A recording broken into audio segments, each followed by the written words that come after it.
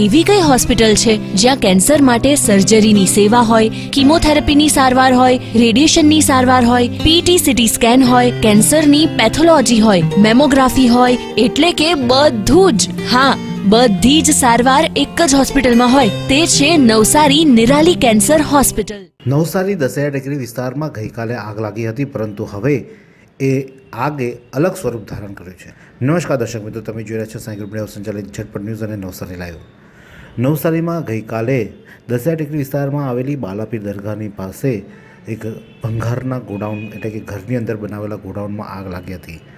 આગ લાગ્યા બાદ આગે વિકરાળ સ્વરૂપ ધારણ કર્યું હતું અને આજુબાજુના 4 થી 5 મકાનો લપેટમાં લીધા હતા અને તમામ ઘર વખરી અને તમામ સામાન બળીને ખાખ થઈ જવા પામ્યો હતો. આગ ઓલવવા માટે નવસારી ફાયરની ટીમે ભારે જહેમત ઉઠાવવી પડી હતી અને આજુબાજુમાં રહેતા લોકોમાં પણ ડર વ્યાપી ગયો હતો, કારણ કે આગે જે રીતે વિકરાળ સ્વરૂપ ધારણ કર્યું હતું અને ફાયરની ટીમને પણ આગ ઓલવવામાં ભારે જહેમત ઉઠાવવાની ફરજ પડી હતી. તેને લઈને હવે સમગ્ર મહોલ્લામાં ભયનો માહોલ ફેલાયો છે. તમામ લોકોએ આજે નવસારી જિલ્લા કલેક્ટરને આવેદનપત્ર પાઠવવામાં આવ્યું છે અને તેમને માંગ કરવામાં આવી છે કે અમારા જે આ રહેણાંક વિસ્તારની અંદર 2 થી 3 ઘરોમાં આ લોકો દ્વારા જે ભંગારનું ગોડાઉન બનાવી દેવામાં આવ્યું છે, કારણ કે તે લોકો આ ઘરોમાં નથી રહેતા. એ લોકો અહીંયા માત્ર ભંગાર મૂકે છે અને રહેવા માટે બીજે જાય. અને આ દુર્ઘટના જે સર્જાઈ અને જેને લઈને લોકોમાં રોષ વ્યાપ્યો છે કે આ જો વારંવાર આ રીતે ભંગાર ભરશે અને આગ ફરીથી લાગે તો કોઈ જાનહાનિ પણ થવાની શક્યતાઓને નકારી શકાય તેમ નથી. કારણ કે જે ગઈકાલે આગ લાગી હતી તેની અગાઉ પણ એકવાર આગ લાગી હતી, જેને સ્થાનિક મહોલ્લાના રહીશોએ આગ પર કાબૂ મેળવી લીધો હતો. ફાયરને બોલાવવાની જરૂર ન પડી હતી અને ત્યારબાદ ગોડાઉનને યથાવત રાખવામાં આવ્યા હતા.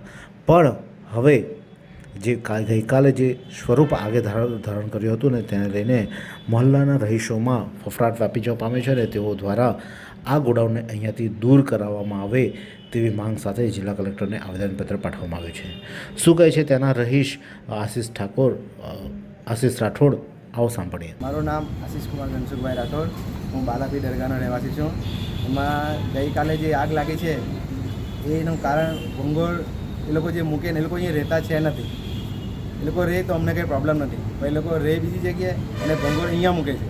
એ ભંગોળમાં જે વાયર પ્લાસ્ટિક જે મૂકે એ લોકો ગોડાઉન જે કરેલું છે એ લોકોના ઘરમાં, એના કારણે આગ પકડેલી છે. અગાડી પણ એકવાર આગ લાગી છે, એ અમે જાતે મોલ્લાવાળા થઈને ઓલાવેલી છે અને અમે એ લોકોને કીધું છે કે આવું પાછું બીજી વાર નહીં થાય તેની તમે કાળજી રાખજો. તો એ લોકો કંઈ કાળજી કરી નથી ને પાછું એના કરતાં વધારે પણ ભંગોળ હમણાં હાલમાં છે, અંદર જ છે.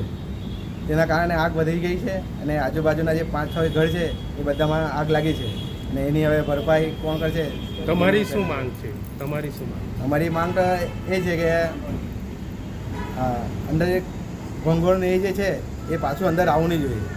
એ લોકો રહેવાના તો રહી શકે, પણ ભંગોળ લાવવાની પરમિશન નહીં મળે તો એ લોકોને સારું, કારણ કે ભંગોળના હિસાબે એ લોકો બહુ બધું ગોડાઉન જેવું કરી મૂકેલું છે ને જેટલા બી એ ઘર છે આગળના એમાં બધું ભંગોળ જ છે.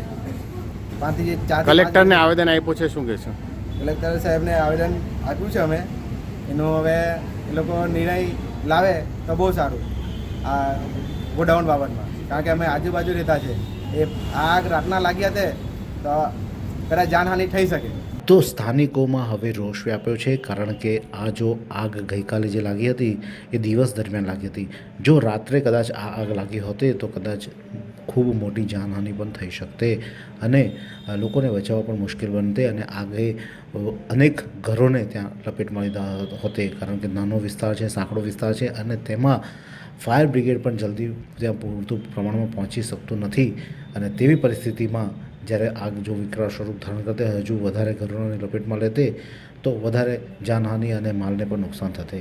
તેથી લોકોમાં ડર વ્યાપ્યો છે અને તેઓએ કલેક્ટરને પાસે માંગ કરી છે કે આ ગોડાઉનો જે ઘરની અંદર અહીંયા અમારા રહેણાંક વિસ્તારમાં લગાવવામાં આવ્યા છે તેને ત્યાંથી દૂર કરવામાં આવે અને ત્યાં રહેવું હોય તો કોઈ વાંધો નથી, પરંતુ જો ભંગારનો સામાન મૂકવો હોય તો તેના માટે મહોલ્લાનો રહીશોનો વિરોધ સ્પષ્ટપણે તેઓ દ્વારા આજે વ્યક્ત કરવામાં આવ્યો છે.